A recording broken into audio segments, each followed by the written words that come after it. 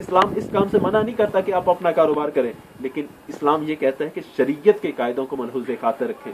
तो इसके लिए जो दीगर लोग थे उन्होंने इसे गलत मानों में पेश करना शुरू किया। वो कहने लगे कि देखो इस्लाम जो है औरत को घर में महदूद कर देना चाहता है, इस्लाम औरत की तरक्की नहीं चाहता, और औरत को तो मर्दों के शाना बशाना चलना चाहिए। तो याद रखिए कि औरत को जो इज्जत मिली थी वो इस्लाम की बदौलत ही मिली थी। अगर हम देखें इस्लाम से पहले औरत की रिस्पेक्ट क्या थी?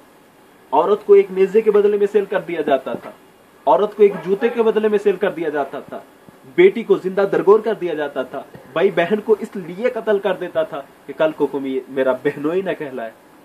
तो इस तरह कत्ल कर दिया जाता था। क्या था वो शायद अफलातून, उसने ये कहा था कि औरत जो है ये इंसान के मुशाबे तो है, इंसान को जन्म भी देती है, लेकिन ये खुद इंसान नहीं। यानी औरत को तो इंसान नहीं माना जा रहा था, लेकिन इस्लाम ने औरत को वो अजमत दी कि कभी माँ के रूप में कहा कि माँ के कदमों तले जन्नत है, कभी बेटी के रूप में कहा कि बेटी घर की रहमत है, कभी बीवी के रूप में मर्द को उसके हकूक सिखाए।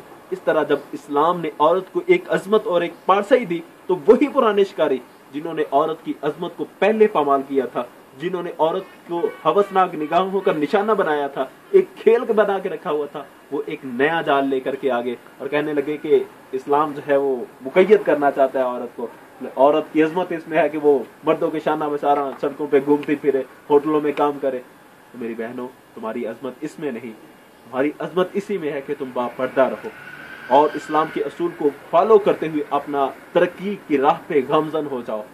क्योंकि आप जानती हो, एक मिसाल के जरिए समझाता हूं कि अगर एक लाइब्रेरी में कुछ किताबें पड़ी हुई हैं और एक जो है नापाक शख्स इंटर होता है लाइब्रेरी में और एक किताब वो देखता है कि जिसपे गुलाब चढ़ा हुआ है, अब वो दीगर किताबों को तो छू लेगा लेकिन वो गिलाफ वाली किताब को नहीं छुएगा। क्यों? क्योंकि उसे पता है कि ये अजमत वाली किताब कुरान मजीद है, इसको मैं बेगुसला यानी बगैर गुसल किए, बगैर वुजू किए, नापाकी की हालत में नहीं छू सकता।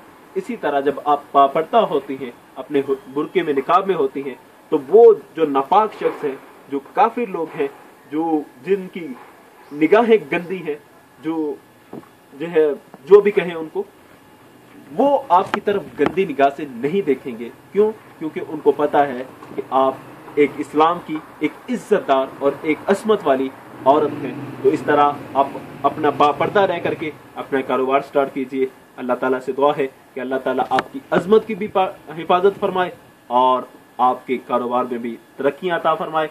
अगर आपको ये वीडियो पसंद आए तो सब्सक्राइब और शेयर करना मत भूलिएगा। जज़ाकल्लाह।